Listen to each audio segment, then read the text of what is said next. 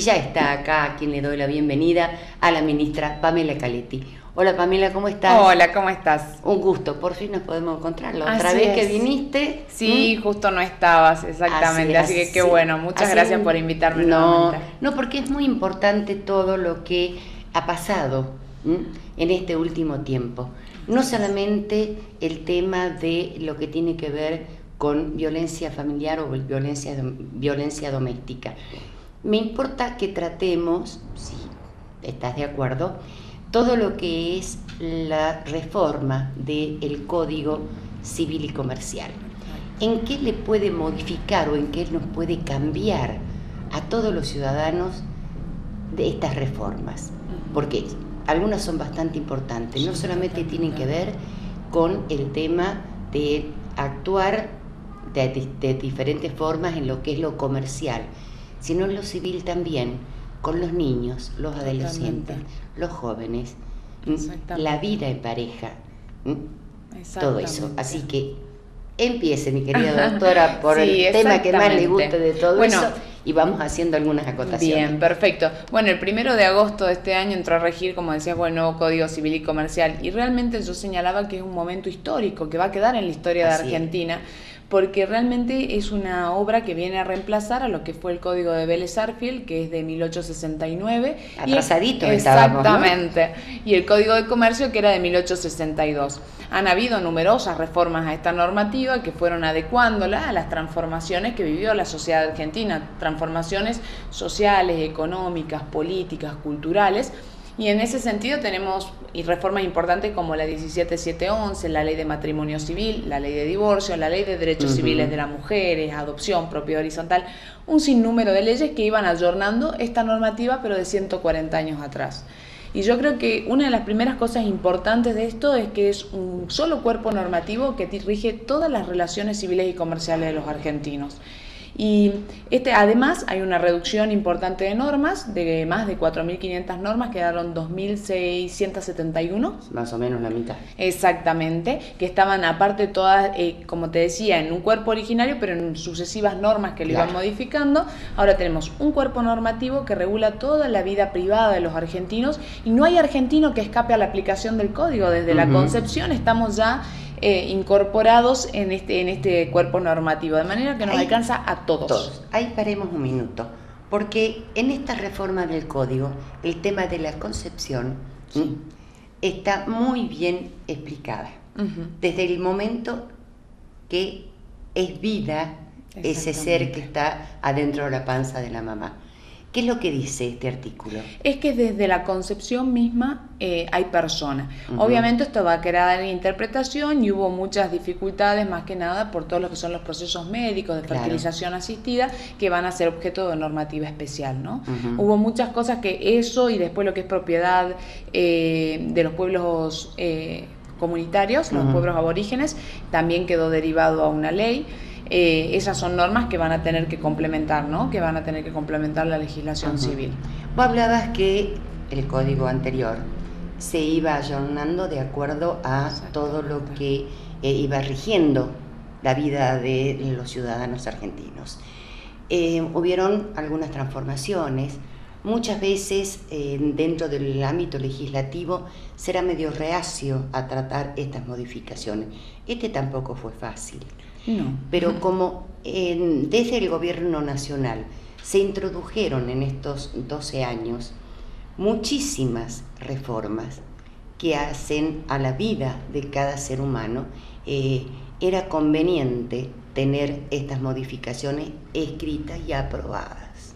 Exactamente, yo digo que la obra de Vélez Sarsfield fue una obra magnífica para su época, realmente, y tenía distintas fuentes como lo que era derecho canónico, derecho romano, las leyes españolas, derecho patrio, teníamos el Código de Napoleón, doctrinarios como Freitas. Este código recepta todo lo que es la historia argentina de vigencia del Código Vélez Sarsfield, pero es un producto netamente argentino, y eso es positivo, porque es un producto que a su vez fue concebido en términos de democracia, fue un proyecto muy debatido, se hicieron una serie de audiencias a lo largo del país, Entonces, en ese sentido me parece destacable, y hay algo que a mí me llama la atención, que es los valores que subyacen en este código, porque una cuestión es la letra escrita, que es muy interesante de interpretar y estudiar, pero detrás de cada artículo, como está escrito, hay una concepción de la sociedad, de la persona. El código de Vélez Sarsfield era un código androcéntrico, en el sentido de que el sujeto considerado era el hombre, claro, y el hombre como ser individual, el hombre en términos de género, ¿no? Sí, Lo cual es perfectamente lógico, estamos hablando de 1869, exacto, donde además imperaba una ideología de tipo liberal e individualista. Entonces estaba concebido en esa lógica, se fue ayornando con el tiempo. Pero a diferencia de aquel código, este nuevo Código Civil y Comercial, el sujeto es no solo el hombre en términos de género, sino también la mujer, el niño, la niña, el adolescente, la persona con capacidades diferentes. Ya no es la persona sin capacidad plena, es personas con capacidad diferente, el consumidor. Entonces aparecen nuevos sujetos en torno a este código, se incorporan los derechos humanos, porque ya en el año 94 la Constitución había incorporado a nuestro derecho constitucional, ¿no?, los tratados de derechos humanos. Entonces es un código que tiene otro tipo de perspectiva, incorpora a la persona independientemente de su sexo, origen, religión, creencia, capacidad económica, y en ese sentido me parece que es muy destacable, ¿no? Este Código Civil y Comercial es totalmente compatible con el Código Penal en alguna de las acciones, es a lo que me quiero referir, ¿no? Sí. Por ejemplo, el tema de la violencia, porque cuando yo hablo de violencia no me refiero específicamente a violencia de género o a violencia contra las mujeres. En estos momentos, si bien hemos estado viendo una cantidad impresionante de femicidios que nos horroriza, los niños, el tema de los niños. Entonces yo siempre he dicho en este programa, así como se ha hecho ni una menos, se podría hacer también ni uno menos, considerando los niños, o ni un niño, niña menos, porque también lo estamos viendo. Sí, exactamente. Bueno, este código en general hay una distinta visión del derecho.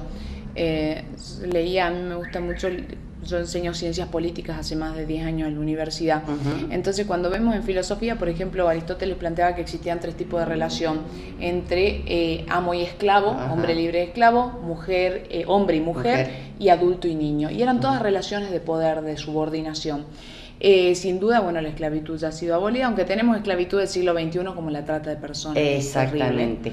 Que también el tema de peones de campo que trabajan, o fábricas textiles clandestinas con trabajadores que esclavos. Es una locura, es el grado máximo, yo siempre digo, es el grado máximo de violencia, porque implica una relación de poder o sometimiento no solo sobre la libertad ambulatoria o sobre el cuerpo de una mujer o de una persona, sino sobre su psiquis, su emocionalidad, sobre su dignidad.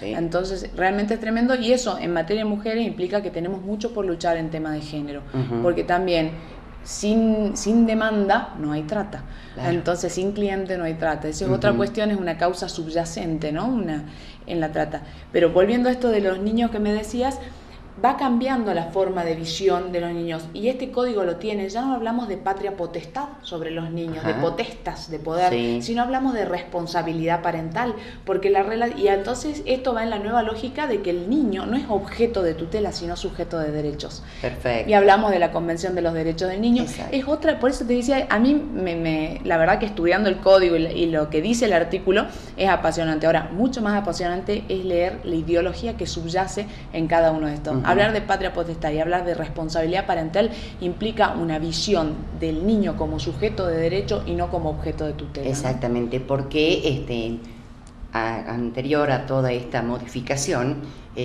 era la disputa. ¿Con quién se quedan los chicos? ¿Quién tiene la tutela?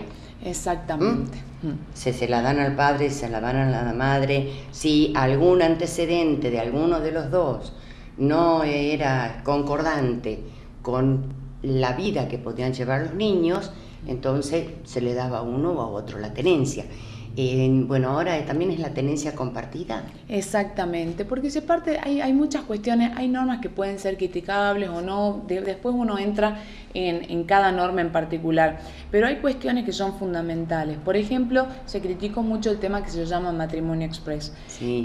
Yo estoy de acuerdo en términos generales. ¿Matrimonio express o divorcio express? Perdón, divorcio express, perdón. Divorcio express. Exactamente. Pero, ¿cuál es la lógica que subyace en esta norma? Es básicamente, si hay dos personas adultas plenamente capaces, así como decidieron contraer matrimonio, a pesar, no todos tienen la suerte de poder mantener su matrimonio hasta el, ojalá así fuera, pero si realmente esas dos personas plenamente capaces deciden que no pueden llevar esa vida en común, entonces, ¿por qué tengo que ir ante un juez, ante el Estado, y tener que ventilar mis cuestiones particulares y cosas tan dolorosas y acusaciones recíprocas sobre cuestiones cuando los dos somos plenamente conscientes de que esa relación solo esas personas que son adultas y capaces pueden determinarlo, ¿no? Y hacerse los padres acusaciones recíprocas de cosas que quedan en un expediente cuando, por ejemplo, hay niños de por medio.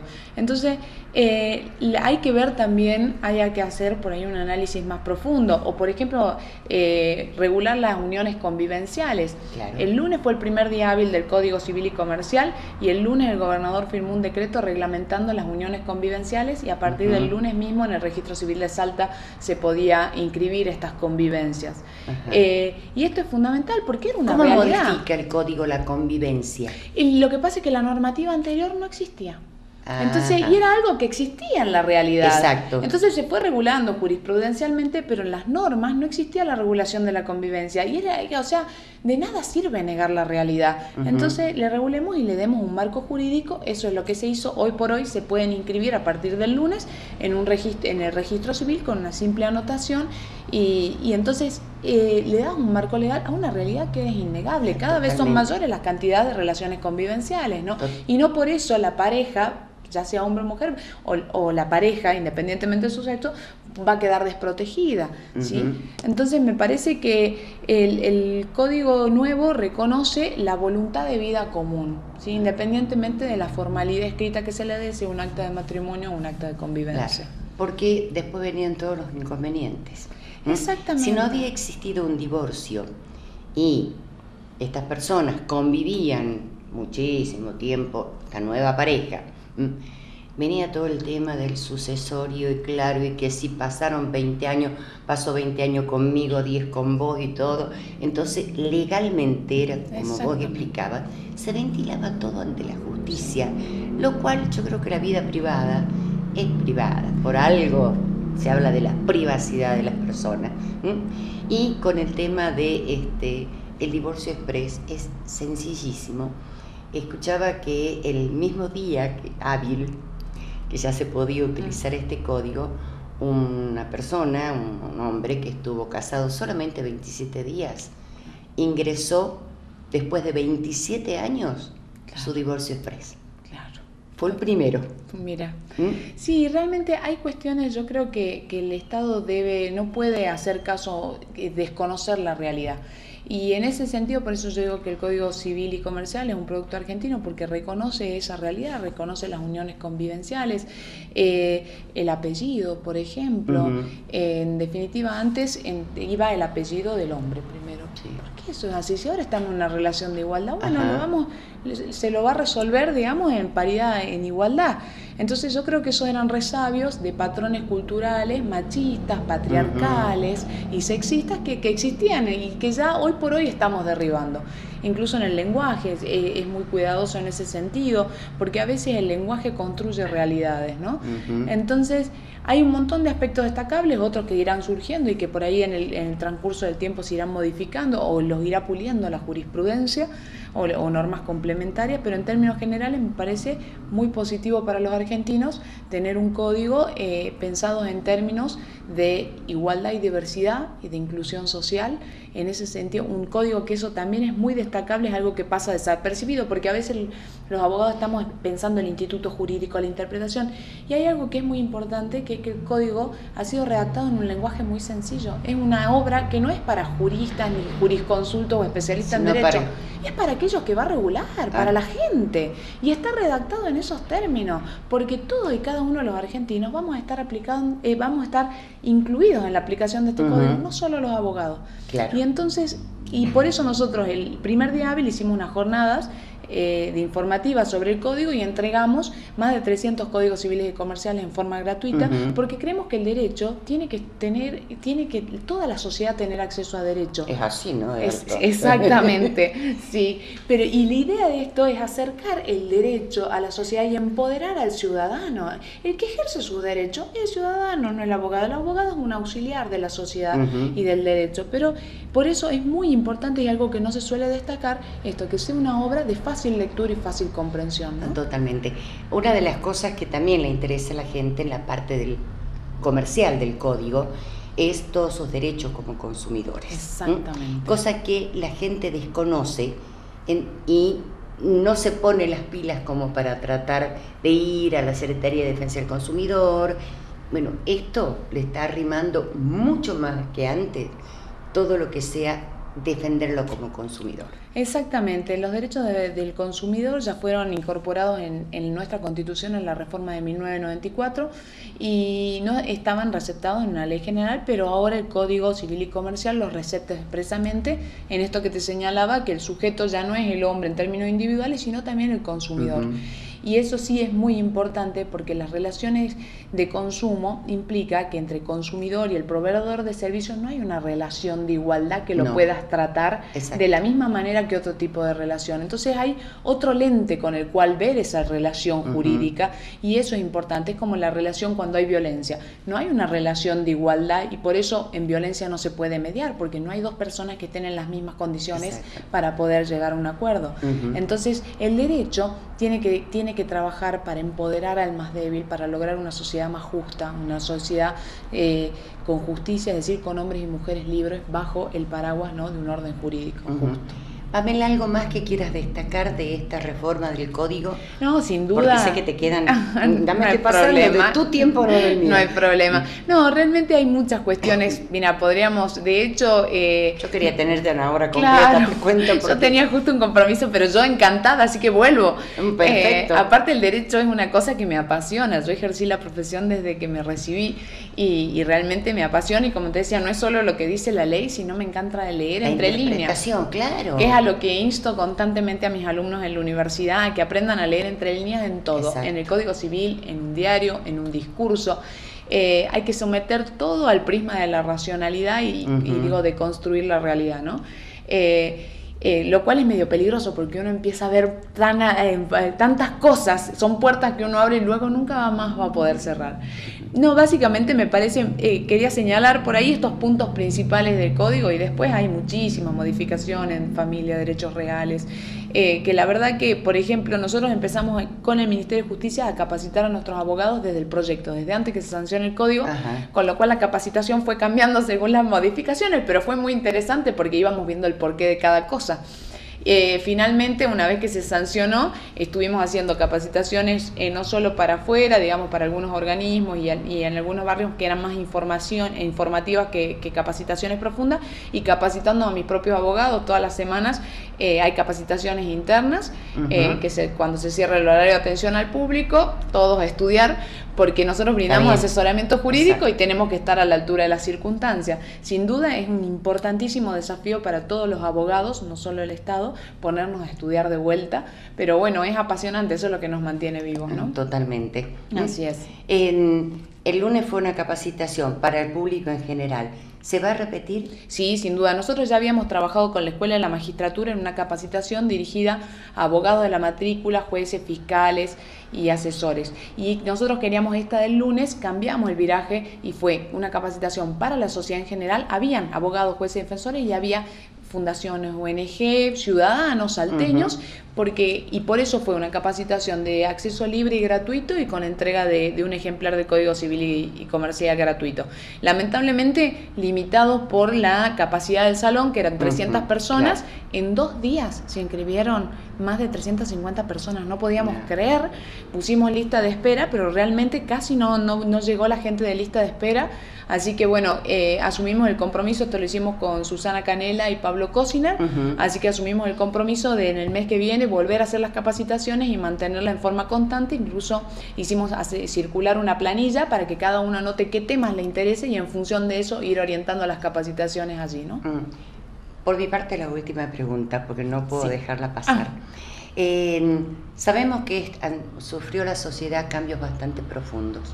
No todos han sido aceptados por la justicia y por algunos jueces o algunos camaristas que tienen otra forma de pensar. ¿Cómo han reaccionado en Salta con la reforma de este código? En términos generales fue bastante bien receptada. Hay algunas discusiones concretas, pero todos coinciden en que Argentina en estos últimos 140 años ha vivido una transformación profunda, ¿no? A nivel social, cultural, económico, político. Y era el tema del Código Civil y Comercial. Hubo debates hace años, décadas que estamos discutiendo, y yo creo que poco a poco nos fuimos acostumbrando a la idea que esto iba a ocurrir. Sin duda los cambios siempre son difíciles y el elemento más difícil es el personal. Las personas nos tenemos que poner a estudiar como de cero. Yo llego a casa del trabajo, una vez que suenan los chicos, me siento a leer porque es volver a estudiar el derecho.